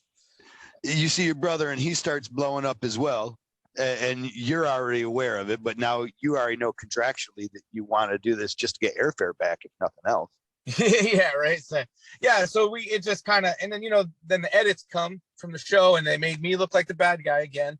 And I was like, whatever, man. Not to say that he was the bad guy or I wasn't the bad guy. It's just like the way it happened. They made me look like I was the one that blew up when he kind of blew up at me. But it was whatever. Right. And kind of what happened. It ended up, neither one of us ended up tattooing the guy. It wasn't one of my tattoos that came back. So I was cool with it. Was it one of Robbie's tattoos then? I don't even remember. It was a canvas that wanted to get a tattoo. I don't know if Robbie tattooed him prior. I think he did. Right. I'm not too sure, but it ended up, he said something that triggered me. I got super fucking pissed, cussed everybody out, and walked off set. But at least you got your film and that's enough to get your airfare back, right? That was that. Well, I did that, and then then they had Dave do the interview, and I walked in, and Dave hugged me when I walked in. He's like, "I'm sorry, man," because a lot of shit came out, and I told him, I was like, "You guys better not air this shit because it's really fucked up shit." Like shit that's totally different, personal, all nothing to do with tattooing. And I was like, what the fuck? Why are we talking about this shit? Like, I got mad. I'm like, this is about tattoos. What the fuck is wrong with you people? Why are we doing this? And that's why I got pissed and I left. Because we're delving into your trauma. Life. Yeah, fuck you, dude. All your family. That's not what I'm here for. Obviously, it's about that for them because that's straight where they were going. That's what they want. They get the drama, and they knew that we were both emotional from the first time we were there on that season. So they're like, "Oh man, this is gonna be good," know. And I was like, "Fuck it." So I left. I don't even know what happened afterwards. Couldn't tell you. I know that the kid did end up getting tattooed, and then that was that. So he got tattooed by somebody else then, about in the van. I was like, man, I don't know if I want a tattoo because I'm really upset about this. Like emotionally, I don't think, because as a tattooer, if you're not in the right mindset, if you're having a shitty morning or something terrible happens, you cannot physically tattoo because you will fuck that tattoo up. So I was like, you know what? We need to walk away. And he chose to do the same, which we both made the right decision, I think, because it was too emotional. It was too fucked up. Yeah. So we both made the right decision not to tattoo. And that was that. And then I haven't really spoken to any of them after that. We saw Andrea at one of the finale. We went to one of the finales in Vegas. We talked to her for a little bit, and that was really it. But I that's cool as fuck that you guys. I mean, kind of you came to, despite possibly not having an agreement verbally, by both of you not tattooing, you really showed some solidarity on it. Well, thank you. And I think it was the right thing to do for the client's sake, because I know I wasn't in the right mindset to do it. And he said he wasn't either, because we were both pretty upset. So they just flew me out here, blew smoke up my ass, gave me the idea that this is going to be a chance of redemption. And this is really just a chance for people to delve into, my brain, into my trauma, my feud with my brother, which is all bullshit. It makes me think, fuck you guys. Yeah. Yeah, it's just, it was whatever. It was all personal shit that had nothing to do with tattooing. And I was like, man, this is crap. So that was that. I think when I went on it, actually, I kind of knew, and they kept telling me, what will it be? Who do you think it would be? And then they stopped when I told them who I thought it would be. And they did ask, however, beyond that, because I was like, it's going to be the Puerto Rican guy that came in on the Mexican Day of the Dead guy, right? Like, that's who it's going to be. I already know because the way he wrote an email to me. Oh, geez. And then like he said, I have other ways of making you tattoo. When it came to me, I was going to charge him money to touch the tattoo up. Right. And he was like, oh, why would I ever do that? You fucked it up. And I'm like, fuck you. You went wrestling that weekend. You told me. He was like, what should I do in the wrestling ring? I was like, not wrestle. Not wrestle. Yeah. I was like, you got a tag team partner or something? You can make him do the match, maybe turn on him, give him a clothesline at the end of it, and then just go back to the fucking locker room after you beat the shit out of him, because that's what you need to do. You know? Like, no, man, it's not an option. So what should I do? I'm thinking about just taking one strap off like Andre used to do. Oh, I can tuck it down in my inside. And you're like, dude, at that point I was like, just fuck you, whatever. So he writes me an email and he says, hey, let's do this touch up. Yeah, like, this tattoo's forever. Your wrestling career, you're a fucking jobbing ass curtain jerker. Like, give it up. I don't know. I mean, that's it was where I was at, and I knew they were bringing him back, because then they started to say, well, what if it is him? What would you? And I was like, well, honestly, we would probably end up fighting, because I'm going to say some shit about his mother just to piss him off. And then he's going to say some shit back, and I'm going to call him a cheap ass bastard because of the way the shit went down.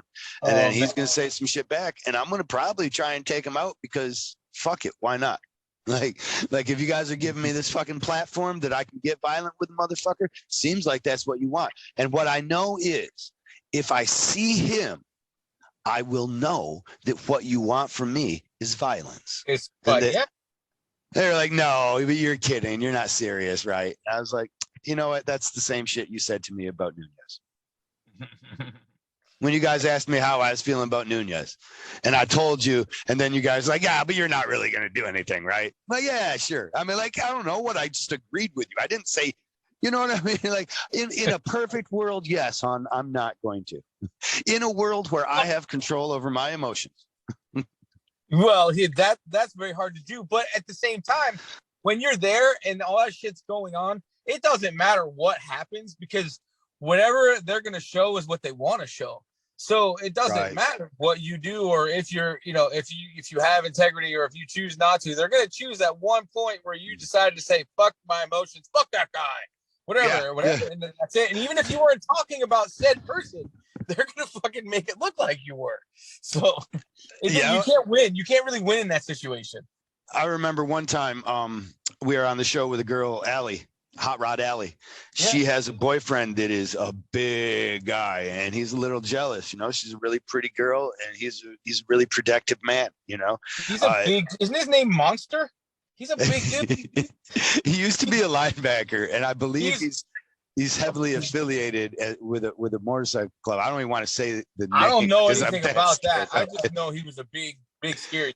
I never. He's met him. A big dude. I met him. We had lunch with him. He was super cool. That's awesome. He also is the kind of guy that, like, dude, you could be the best kung fu master in the world. You know what I mean? You could, but you are out of your weight class. You are not doing it. This guy turns sideways to walk through a door. You know what I mean? It's crazy. I know a lot of guys like that. Those guys are really nice. Until don't piss them off. Well, that was one of the things. He was super nice when I met him, but he did retell to me a time, and Allie told me about it. Like, while we were having dinner, she was like, yeah, he was fucking pissed, and he was on the phone calling people to try and find you for a minute, because he saw a commercial, and the commercial, she blew up on Mystical, in real life, actually. She blew up on Mystical Mike. He threw her under the bus, and she was down there just moments before defending him as we were all picking on him. And so she was defending him, and then they get downstairs, and he's like, well, Allie fucked this up. And she's like, motherfucker. So she's yelling at him, right?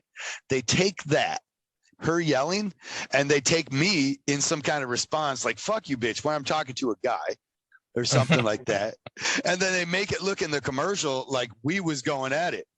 Fighting like that. Oh, man. So he gets on his phone and starts trying to find friends in Flint. And they're like, dude, we need to find this. And then she had to calm the situation, be like, no, they took that from a different situation, flipped it. And eventually, too, when they showed the episode, because that was like the teaser for the upcoming episode.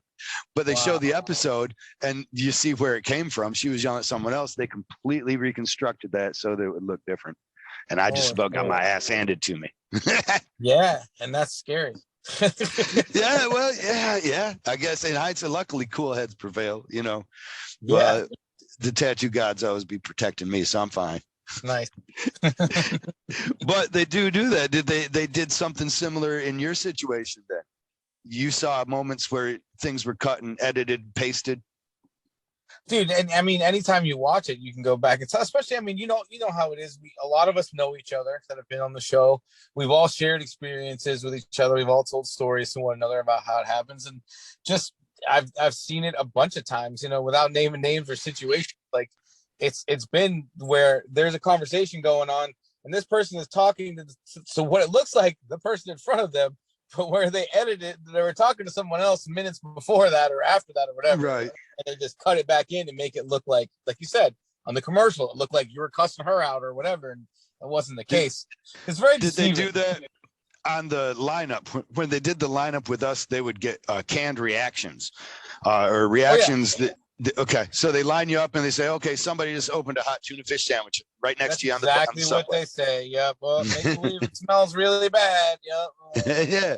Ooh, that sandwich stinks so bad. Yeah. Well, make believe you're a 6-year-old the first time at Disney World and you're excited. Oh my God, yeah. That's the whole thing. Oh, like the reaction shots are great, dude. It's funny. Did they tell you guys? We always heard walk with purpose. Yeah. Oh yeah. Totally. Do things with purpose. We heard it so much that we used to just start saying porpoise. Porpoise. That's funny. I think the joke with us was they were telling everybody when you had to be quiet, you have to be on ice. Yes. You have to be on ice, everybody. But then they're like hard ice, everybody. Hard ice. Hard ice. At all. Yeah, yes. That was our thing. Hard ice. Like, what the fuck, dude? Like, were you ever on soft ice? Did they ever put you on soft ice? No, we all used to get in trouble because everyone used to talk to each other and they were like, hard ice, guys, hard ice. Like, oh, okay. What the fuck does that even mean? It's America, bitches. Okay. Yeah, I don't know what you're talking about. Now, usually hard ice was reserved, in my experience, or ice alone. It was because they didn't want you to discuss things that they wanted to catch on camera. So if you were talking, we all got done tattooing, we're waiting for everybody to get there so we can start bitching about people or do whatever. But we're saying like, so-and-so did this with his tattoo, so-and-so did that. And yeah, they want to save the good shit for camera, right? Yeah, but what they don't realize is that, and rumor has it that season 5, the season I was on, was the season that consumed the most alcohol out of anyone. I don't know. I've heard this. I don't know if that's true, but I've heard rumors. And when you give people that much fucking alcohol, they're gonna talk, and shit's gonna fucking happen. So like, they were always yelling at us to be fucking quiet, and no one would really shut up because everyone was just hanging out, It's Ink Master, your tattooers. You know what I mean? Like, just like last call, when someone's like, last call, everybody's got to get out. Be like, okay, you're gonna have to turn the ugly lights on, and then there's still gonna be a few of us motherfuckers in the back that are cracking ass and making jokes.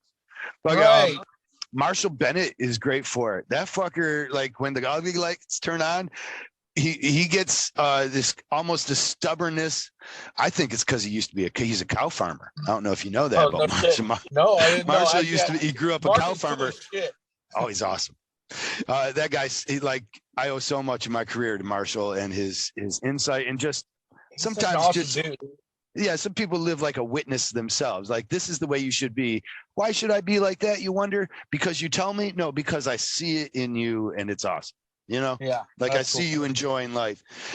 He was never a trophy whore. He kind of like, by watching him, it got me off being a trophy whore. Somebody that would travel to the show, spend all kinds of money just for a $10 piece of plastic, shiny plastic. But we've all done that, bro. Yeah. Well, he got me off it quick because he didn't say like, that's lame. He was just like, whatever, cool. Hey, you want to get a drink? Let's just hang out and talk about shit. But I'd forget so much. I get off on a tangent about how influential Marshall has been to me throughout my life, and now I forget exactly where I'm going. So I apologize, but no, that's all right, man. I'm glad you know the guy. He's a Detroit icon. And so where did you meet Marshall? Bob Terrell, man. Yeah, they're usually on the same bar tab. Yep.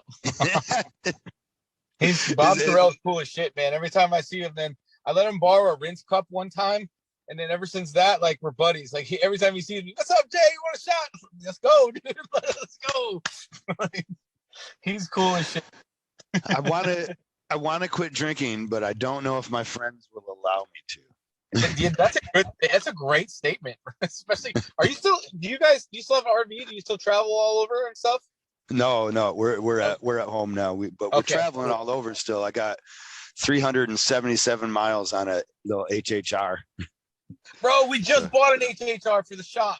Those things are great. It is an awesome car. It fits as much as my short bed Ford. Nice. Dude, they're roomy as hell.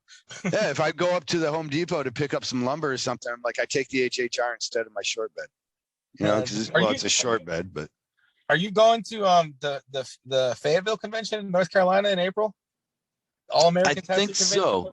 Okay, if you are, I will see you with my HHR there. Yeah.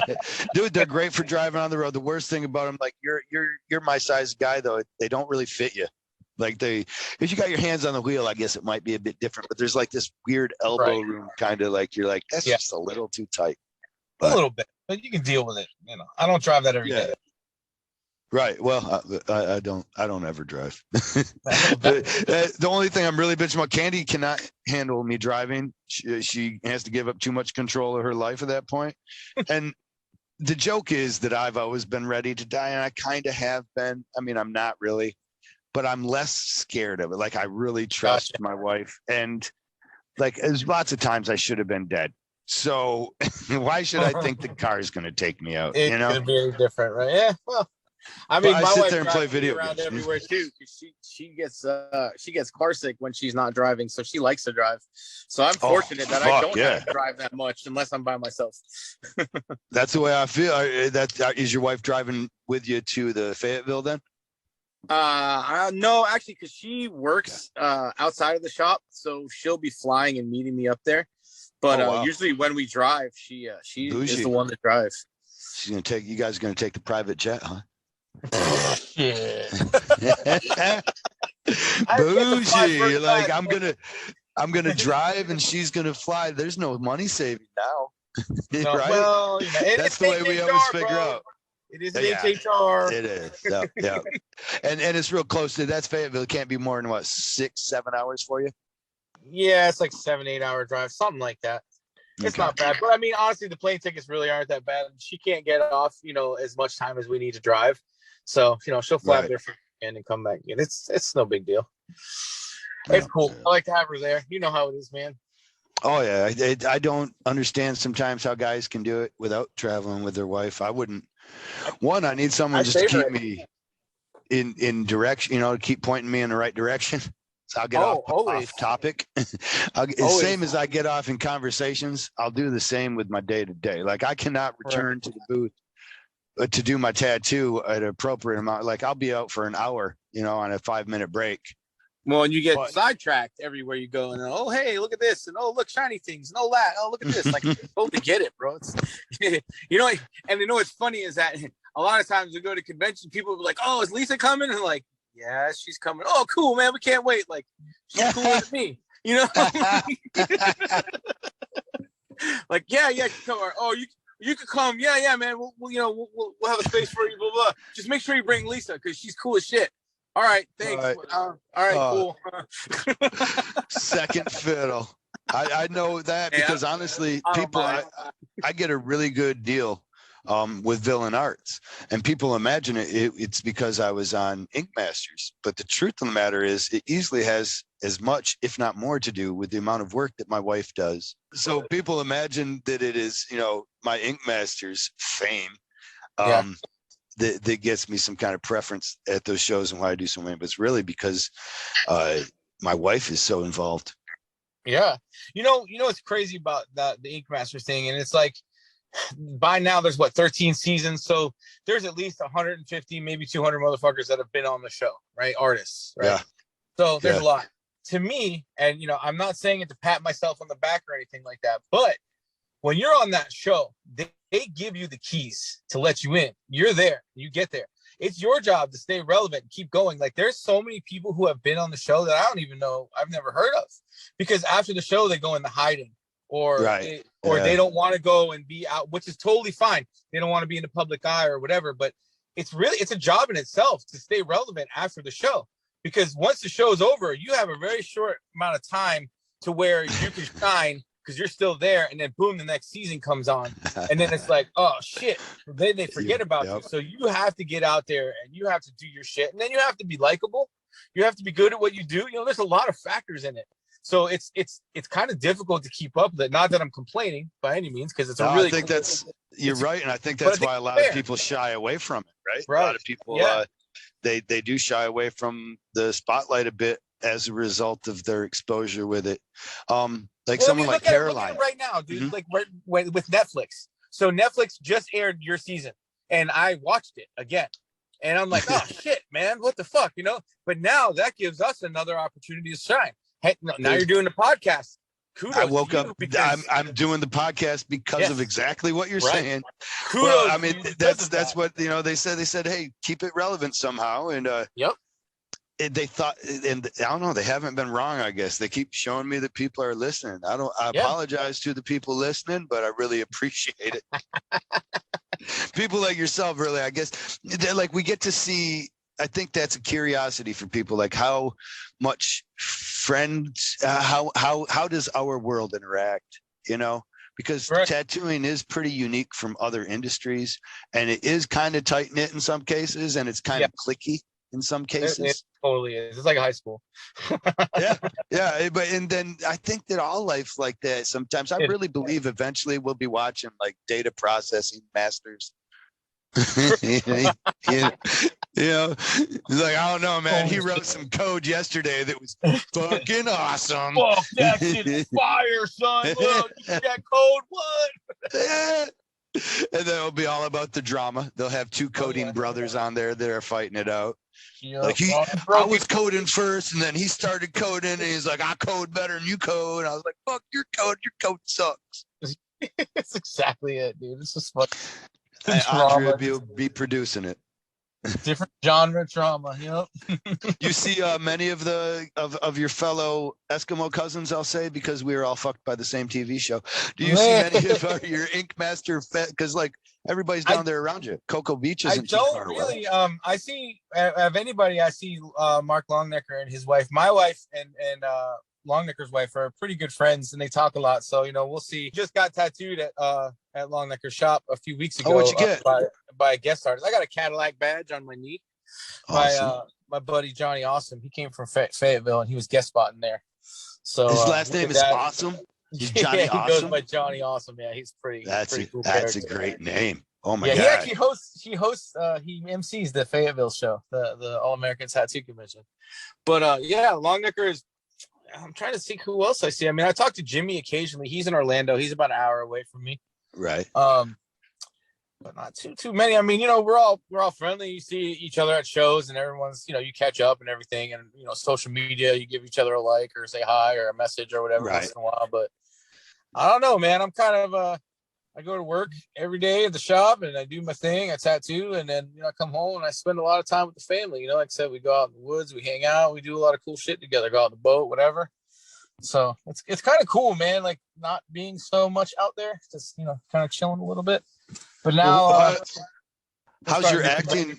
Like you still have an agent working for you to book you? Oh gigs, yeah, I'll never not have an agent. I just actually, it's cool if you asked about that. Gosh, it's been a couple years now, but I did a short film titled Riviera. I produced it and I starred in it with Robert Lasardo, who's the original fully tattooed actor. Everybody knows him. He's been in everything. I used to watch him when I was younger. Mexican guy. Shows.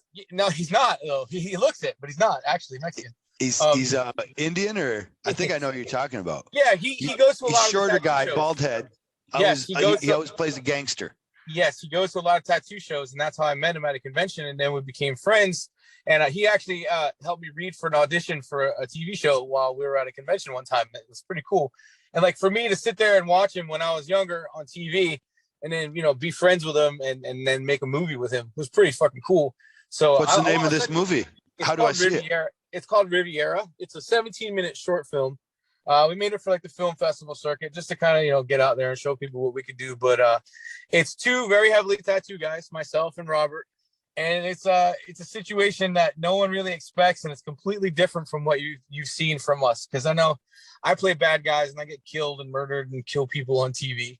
he does that too. But you know, this is totally different for both in of us. this So one, you guys are Brokeback Mountain in it, huh? No That's what you Brokeback get Mountain. me ready for. You guys got a kissing scene where you really explore your acting. Don't you caught me? No, Okay. All right. It is kind of like a brotherly love thing, but no, nothing like that. But at 17 minutes, then you don't really have to. It would be too easy to spoiler that shit. So I appreciate. Yeah, I'm not going to tell you what it's about, but it. I will send you the link. Yeah, it is on. How does this world work? How does the world of awesome? How does the world of, like you said, you made this, you produced this, that took time and money. Right. Yeah. Well, that's like. So how's this world work that this thing pays you back, or does it just help you get more gigs, keep you relevant? What's the purpose? For this one, it's more like it's kind of like a proof of concept.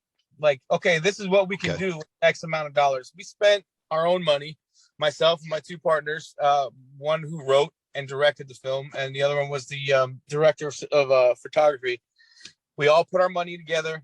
You know, we paid Robert, got him out here. We filmed for 3 days, you know, hotels, food, all that crap. It all adds up. You have to, you know, all the camera crew, everything, you know, it's just, people don't understand how much it actually costs.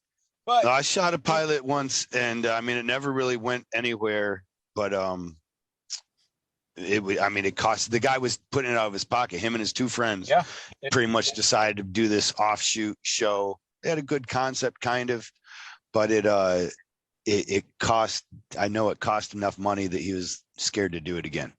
It is, but it's not. That's the thing. It's hard to get people to invest because there's no guaranteed ROI. You know what I mean? Like no return on your investment. So people are a little skeptical. But we're like, fuck it. We're gonna do it with our own money. We're gonna shoot it. It came out fucking awesome. My older brother, who's a musician and a composer, scored the whole film. He's in LA. It just came out really, really fucking awesome. We went to a bunch of film festivals. We won a bunch of awards and shit like that. Oh, that's cool. It was right so when now COVID when you win started, the awards, they start paying off, right? No, do they pay? No, no, they don't pay. Okay. It's just like it's one of those things. Like it's a like, oh, okay, we went to this festival and we won. You know, like a tattoo convention, same kind of deal. It's just I got a trophy. It's just like one of those things. Like you played a lottery. You know what I mean? You can't win if you don't play. You gotta make a film. You can't get recognized if you're not in it. So we made the film. This now, like back. Is that something you don't want to talk about too? I don't really. Okay. I didn't know if it's. I'm sorry, I'm not in the acting world. I don't know whether it's polite or not polite. I'm just in the world of like, man, I'm worried for my friend's economic safety. I'll tell you, it was in the thousands, not hundreds of thousands, but in the thousands. Okay, cool. But that also helps you pitch then your product, because you're like, with this small amount of money, we were able to do. We can do this. Yes. It's a large amount of money. Right. We can do more. So we do have the idea for the feature length script for that same film. So we'd like to do that if we can get someone to fund it, you know. And then we also have another TV show that him and I have been writing for a few years that we're going to be, fingers crossed, hopefully pitching to like Netflix and all the bigger like streaming platforms and networks this year. So hopefully that works out. And then we have an animated series that we're working on too. So hopefully all this stuff. What are you doing? Voice acting for that? I am. I am a voice actor too. So I do that. Hey, I'm a voice actor too. So hit me up. Okay. Yeah, definitely. What that really means is I don't know, but I'll do some voice, bro. Hey, you know what? There's a lot more to it than what you think. I was like, I can be a voice actor. Then I actually went and got trained professionally with a coach from New York City, and she's like a really well-known voice actor. And I'm like, wow, there's a lot more to this than I thought. And it's cool. But I met the guy this last weekend that did the voice for the animated series, not the movie, of Stitch. Nice. And I was really impressed by that. And I then asked him if he's got other voice gigs, because it was just the short run, and now they, you know, and he was like, because he actually knew the guy that originally did the voice of Stitch. I guess that guy got throat cancer. And so they were friends, and he's like, hey, you do it too. Can you do? And then I heard Stitch's voice, and I was like, man, that's some cheesy ass. He was just making squeaking noise into a microphone. He could have. Yeah. But at any rate, he gave me an idea or an insight into, because one, it's a competitive field. Two, very much. If you get this job, it has nothing to do with you getting the next one. It's almost worse than, to me, it seemed as though he was saying it's worse than an actor like yourself who can do a show, and then you can use that show to, hey, this is proof of concept of me. You know, you can hire me because I can do these things. But with voice, it's almost like every single time you go to an audition, you can scrap all your old work almost. It only shows. Yeah. You gotta bring the perfect example. Like I have a demo reel as an actor, you know, it's got different scenes from different characters I played in different movies or TV shows. But I also have to have a separate voiceover reel that can show all these are the voices that I can do. These and I are also the have ranges. to have a separate agent. Like my acting agent, my theatrical agent doesn't do voiceover. So I have to get another agent to do voiceover. So it's a very separate these guys field. only get paid off of your commissions, or these guys you gotta pay? Yeah, agents make 10 to 20% depending on who you are and what you're doing per gig. You get paid. Managers take, you know, I think it's like 15% of everything you do. It's a lot, man. There's got so both much. Then you got a manager and a agent? I currently do not have a manager. I'm seeking management. Because you could be looking at giving up 45% of your pay. Then is what you're also saying. You totally could. Yeah. You totally could be doing that. And then, I mean, but it's cool. And then again, you know, sometimes you have to have a PR person. That's another 10 whatever. Sometimes then you have to have this. So like in the grand scheme of things, when you do make good money doing this stuff when you get hired, when you get cast. Right. For someone like me, it's not as consistent. I guess I'm a working actor, but not working as much as I'd like, you know, but yeah. When you get these jobs, then you have to pay your agent, your manager, you know, whatever. And then like a lot of times, like you're paying your manager is on like a retainer, or like your PR person is getting paid monthly. Like you're not, you know, so no matter what, even if you're not working, the bills are rolling in. So, but now not for the agents necessarily. You said they're on a retainer, so you pay them in advance. Okay, not the agent, the manager. Then it must be. Yeah, yes, a manager. Sometimes, depending on your deal, everyone's deals are different. But like, say you have a person that does publicity for you, you definitely need to pay that person all the time, because those kind of people are very helpful. They can introduce you to these people. Or, hey, I got this guy from this show. He wants to do an appearance. He wants to do that. He wants to do that. And it's like, okay, cool. So that definitely aids in getting you more work. You definitely have to be proactive, man. And people will ask me all the time, oh, hey man, I want to be I've always wanted to be an actor. Oh man, can you hook me up, man? Can you put me in one of your movies? Can you do this? And I'm like, man, I would love to say yes to everyone. I really would, but I just not that simple. I can't. Just like I can't go, you know, I've been on set with a lot of people who are very well-known actors. I can't just walk up to them and be like, hey man, put me in your next shit. That's not the way it works. You'll be kicked off real quick. Like, I don't know if you noticed it. They probably stepped on it more. But on season 3 and 4, contestants coming on, some of them, a large number of them, would come on with a CD. And they would try to leave it with producers and with Dave Navarro himself. Somebody actually, like while filming, like tried to hand him a CD at one point, or did hand him a CD. Like we were all cameras out and shit, and it was. I found the CD later in the hallway, stepped on, and no! But it wasn't destroyed. The case was destroyed. I still listened to it. It was crap. It was pure crap. But it was fun to see how that kind of because all these people going on the show is tattoo canvases. A lot of them are actors or want to be actors. They want. Yes. Yep, I totally get it, man. Hey. Oh, lost you again. You there? I should be able to be heard. You can hear me? Okay. I can hear you now. You were gone for a few seconds. Yeah, I've been trying to get a charger for my phone, but my wife isn't answering my cell phone. So I think we're gonna start entering into technical difficulties, but at least now I've been able to mention it. So she might come in with our saving grace. Word. Plugged in right next to my tablet in case that helps. At any rate, I don't know. I'm fascinated by knowing that it is a grind, and kind of having, and I'm fascinated by your journey through that as well. You know what I mean? Because one, you're doing tattoos, running a shop, and still doing the hustle to place yourself in the line of fire, kind of for a movie. Man, you know, it's what's that? That's what we do. and everyone's journey is unique and different, but I try to stay focused, and sometimes that takes a back seat to certain things, but again, there's always something working, man. I'm always trying to make things happen, and when I do, I try to bring people with me when I can. Like when we made Riviera, we used all people we knew, just and like, hey guys, let's do this. Sure, let's go. We got a good solid team. Everybody kind of working off the same idea that if this is a success, we will make money in the future. Yeah, we all like go with a little what do they call it, sweat equity almost. Exactly. That everybody gets in it. You guys write up contracts of a residual sharing or anything like that? Well, I mean, for that one we didn't, just because they didn't really, it didn't get a chance to go anywhere. Like I said, with COVID happened, a lot of the festivals got canceled, so we didn't really get to go as far as we wanted to.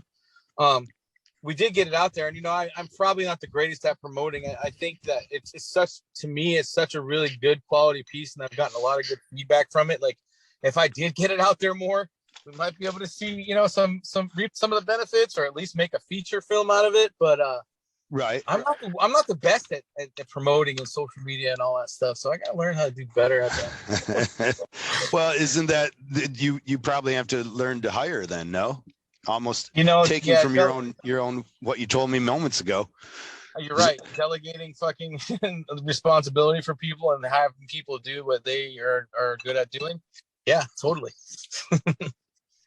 Yeah, I know from my experience, when I tried to manage my shop and to do the technical part of the shop, also to do promotions, I was really drawn pretty thin, I wouldn't have been able to do a lot of it if it wasn't for my wife, but at the same time, she's somehow amazing because she has the ability to do the things I can't. Like, she can tattoo and do promotions and manage at the same time. I just can't, Isn't it amazing how they can do that stuff? Wives are I wonder if it's just because I can't. And she's just proven, she's like, aha, I'm better than you. I think. All right. Or if I could, I might actually, I wouldn't want to extinguish her passion for it. That's why I actually don't achieve maybe as much. Well, you're good for that. You're a good guy for that. Yeah. Fucking asshole. Listen here. Way to go, bro. So when you're filming something like the Riviera, and you're putting all your own pocket and stuff, you have to think about location and all that. Yeah. What's the number of people on the team? Do you know the actual number of how many people? A very small team. There was only 4 people in the cast. Wow. Yeah. Because that's a short film, just based on one brief story. Or maybe excuse me. There were 6, but 2 got cut. Anyways, yeah. So you put people in the can. They're on the cutting room floor, huh? Yeah, that happens. But then, there's, I would say 15 to 20 people somewhere in there, maybe less. All of you down there in Florida? Number until I sit down and go over and, repeat all the names and everybody. But everyone that was involved went far above and beyond, what they were supposed to. It just came together really, really awesome for what we did it for, budget wise. It's a great film, and it's in black and white too, which is kind of different, and I just think it helps a lot to tell the story that we told. So if anybody's listening and you got an extra 15-16 minutes to spare, watch Riviera. Look it up on YouTube. But it's a 17-minute long film, so you're telling them to skip the end? No, watch the whole thing. Yeah, with the credits, bro. Watch the credits if you want. And then smash the like button or something too. I'm aware that that's a thing you do when you're on the YouTube. Smash the like buttons. Like I said, for me, it was super cool because I got to work with one of the people that I really looked up to, and he became a good friend, and it was kind of neat. So it made the experience that much better for me. But just to be able to, that's kind of the way Ink Masters has been for me, somewhat, and a large some part of that, no small part of it, is meeting yourself and having the conversation that we had on the way back to the van, because we were talking about a lot of deep shit, and at the same time, all I wanted to talk to you about was acting shit. Like, I didn't know. Then I didn't know that you had worked with Sir Ben Kingsley. I would have been super. Yeah, but we would have never been able to talk about anything else, and that wouldn't have been the right time. We get to save it for this conversation, anyways. Hey man, and I'm all about just after this is done, man. Keep in touch, bro. If you, I'm with it. Well, you know, we see your brother a bit more often than you. You don't seem to hit as many of the shows, but obviously you're busy with a whole different aspect of entertainment. You're right, exactly. Do you ever see yourself doing anything tattoo / entertainment related? Yeah, actually, it's tattooing is a very big part of my life in every aspect. So a lot of the things that I do involve tattoos. Like I said, Riviera was nothing about tattoos, but it's two heavily tattooed actors. Right. One of the shows that we're writing is involving tattoos. So there's a lot of things that I kind of try to mesh the both worlds together. It's kind of cool. And you know, in the entertainment industry, not a lot of people know or work with a lot of people who are heavily tattooed, such as myself. So when I go into a room, people are like, "Whoa, who is this guy? Why?" I never thought about that aspect. Just get out of prison and come in here. Like, who is he going to kill us? Like, yeah, because most actors are very scared of getting tattooed because it might limit their roles. It holds you into doing certain things. You know, you can only bad guys. But again, that's why when I came out in porn, I didn't want to start with gangbangs. I knew I had a longevity that I had. I'm kidding. But I mean, look, I enjoy playing. I take it for what it is, man. I love playing. I've never shot someone. I've never committed a crime. So I can go on TV and drive cars and shoot people and die. It's fucking cool. You know, so and die? Yeah. I've died. And be reborn again? Yeah. Shot at, I get killed, I get fucking, you know, it's cool. Stabbed, whatever. The reoccurring character that you had when I met you, I believe, didn't you say he got killed off too? First they wanted to kill him off, and then that you did a good enough job. Let's give you props there that they decided to make you a reoccurring character, correct? Yeah, it was 3. It was from 1 episode and ended up being 3. But I got shot in the face in that one. They see me get shot. They just showed a picture of me dead with the bullet in my face. It was pretty cool. Oh, okay. Right on. But you know, they still had to set it all up. They set me up in a car with the glass broken, and they put the makeup all on. It looked like I got shot in the face. All that shit. It was pretty neat. Right, and then you did your best acting. Just lay here. Exactly, dude. That was my best part, bro. People were like, "Wow, it was so real. You really look dead." Yeah, I know. Thanks. Give me Miami. All right. Now it comes to the time. Prove it. Prove you're an actor. Cry. Cry right now. I want to hear you cry. You're going for it. Good job. I thought you were going to tell me I had to call your agent or something and fucking work out price scale first. I just don't understand why you want to put me on the spot right now. Because I'm sorry. I can't do it. It's a bit much, is it? This is a lot, bro. It really is. I'm sorry. Dude, how terrible is it? You're fucking doing a great job laughing, and I'm laughing, or you're crying. I'm over here laughing. You got me crying, laughing at you crying. It's terrible, hey, but I don't know if you're doing it right then, right? Shouldn't I be crying with you? No, maybe I did. I don't like this character enough. Maybe you got to invest more maybe into you're saying this guy's a fucking 40-something-year-old dude. Why the fuck is he crying? I'm just gonna laugh at him. So there you go. Is that what age you've reached? 43. You're 40 now? 43. And so you're not, I can tell you're not in Hollywood. No. Because in Hollywood, you're not allowed to say that age. No, I don't. You would be like, I'm more like a 33 to a 37. Nah, fuck it. I don't care. Look, man, it's funny. I just saw a casting director tweeted 2 days ago. They said, literally, I don't give a fuck what age range you think you can play. Because it doesn't fucking matter what I think. It matters what they think. So I don't give a fuck. I'll tell you how old I am. I'll do whatever. I'll go into the room. If you see me playing a 25-year-old, that's your bad. I don't look 25. If you see me playing a 70-year-old, that's whatever. It's going to have some makeup. So I just leave it in their hands because they're the ones that are casting it, right? Have you ever had to do a where they either age you up or down? No. No. You always. I have done films where they cover my tattoos with makeup. Or wear long, like, so you don't see any tattoos, and that's kind of cool because then you can play a regular. Right, yeah, that's very interesting, really, because if they held you back in any casting, obviously that's why our actors don't get them. But this wouldn't hold you back if you have the ability to lather up and makeup. Why did they want you for that role as opposed to someone else? That was like early on, and it was for like a smaller thing. I think it was like student film or something. So it was like they're just like kind of whoever would do it for free. So it was that. Did they put the Kat Von D makeup on you? Is that what that was?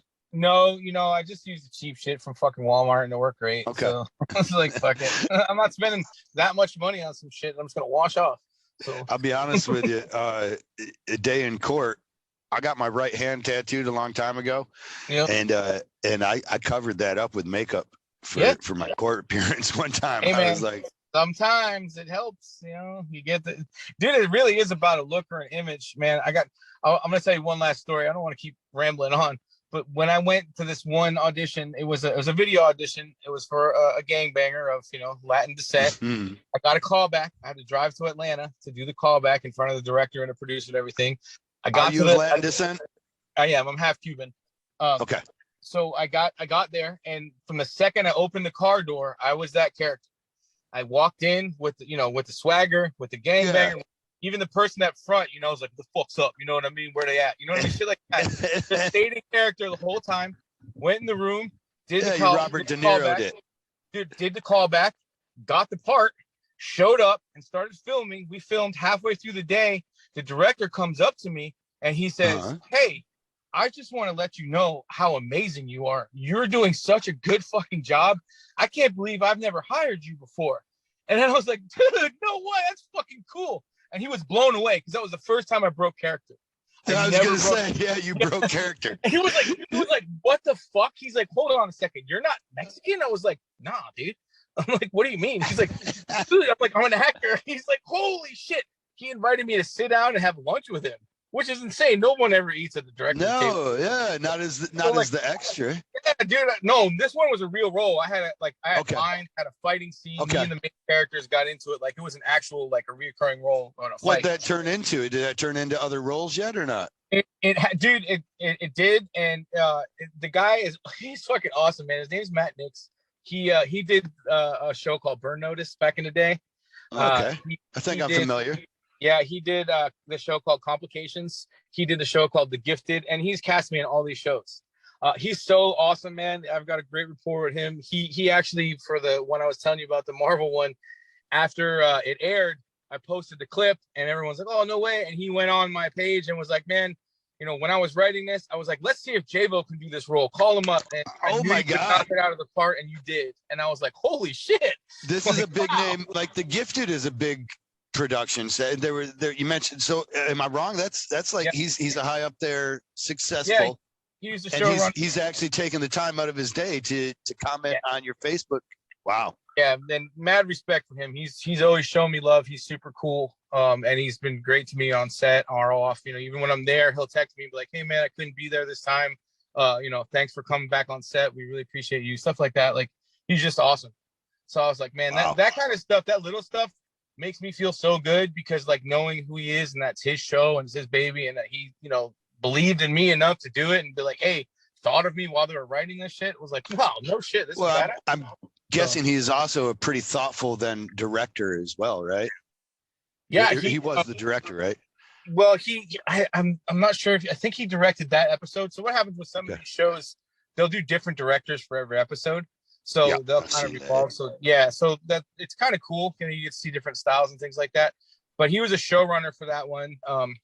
Again, a creator, producer, for all different things. It was cool. So it's neat, man. I have to say overall, man, it's been a really cool experience in doing like all the acting stuff. It's very it's trying at times. You have to have thick skin because people tell you no way more than they tell you yes. I've probably gotten 10,000 no's compared to about 20 yeses.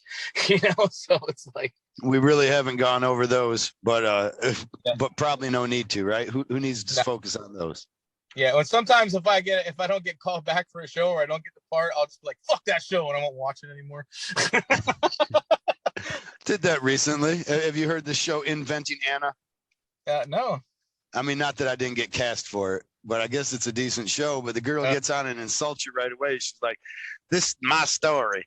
And your fat ass is going to sit there, fat, stupid ass is going to sit there and listen to every bit of it." I couldn't reach for my remote control quick enough. Yeah. Like, I hate it when you insult my intelligence. You're going to start right off the bat by insulting me, just not my intelligence. Now I am just a dumb motherfucking consumer of your product.